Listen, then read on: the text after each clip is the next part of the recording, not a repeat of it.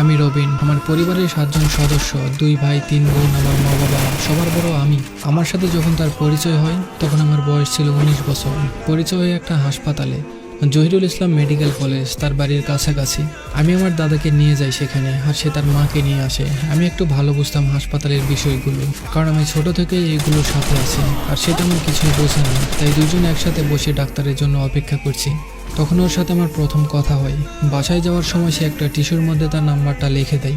সেদিন রাতে কি যেন মনে করে তাকে কল দেই। এইভাবে আস্তে আস্তে সম্পর্কে জড়িয়ে যায়। সে আমাকে অনেক ভালোবাসে, কিন্তু তার তুলনায় আমি তাকে কম ভালোবাসি, কারণ সে আমার প্রথম ভালোবাসা নয়, দ্বিতীয় ভালোবাসা ছিল।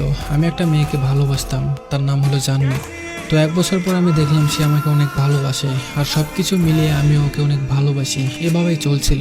কিন্তু এর বিয়ের জন্য চারিদিক থেকে দেখতে আসে। আমি খুব চিন্তায় থাকতাম। সে আমাকে বলতো, তুমি চিন্তা করো না, দেখতে আসলে তো বিয়ে হয়ে যাবে। আমাদের সম্পর্কের কথা ওর ভাবি জানতো, আর ওর ভাবি আমাদের অনেক সাহায্য করেছে, আমাদেরকে দেখা করার সুযোগ করে দিত। আমি বেকার ছিলাম, আমি বুঝতে পারলাম আমি বেকার থাকলে ওর পরিবার কখনো আমাকে মেনে নেবে না। তাই আমি কিছু একটা করার জন্য দেশ ছেড়ে বিদেশে যাওয়ার জন্য চেষ্টা করতে থাকলাম।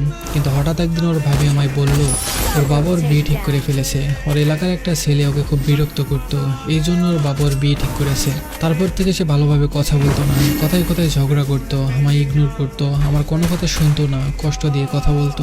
তারপর আমি জানতে পারি তার পরিবারের চাপে আমার সাথে এমন করছে। ভাবির কাছ থেকে খবর নিতাম, সে আমার সাথে এমন করার পর অনেক কান্না করতো। এমন কষ্ট সহ্য করতে না পেরে নিজের ক্ষতি করতাম, হাত কাটলাম, অসুস্থ হয়ে পড়লাম, খুব কান্না করতাম, নিজেকে অনেক বোঝালাম, কিন্তু বেকার ছিলাম, তাই আর কিছু করতে পারিনি। তারপরে ওর বিয়েটা হয়ে যায়। পাশের গ্রামের একটা ছেলের সাথে বিয়ে হয়। ওই ছেলে সৌদি আরবে থাকে। নিজের শখের মানুষটা যে অন্য কারোর সঙ্গী, সে অন্য কারোর সাথে কথা বললে সহ্য করতে পারতাম না, এখন তাকেই অন্য কারোর সাথে দেখতে হচ্ছে। বিয়ের পর সে আমার সাথে অনেক যোগাযোগ করার চেষ্টা করেছে। আমি ওকে অনেক ভালোবাসতাম, আর আমি জানতাম আমার সাথে যোগাযোগ রাখলে সে সংসার করতে পারবে না। তাই আমি সিদ্ধান্ত নিলাম তার সাথে আর কোনো যোগাযোগ রাখবো না। আমি চাই না আমাদের এই সম্পর্কের কথা জেনে ওর আর ওর জামাইয়ের মধ্যে কোনো ঝামেলা হয়।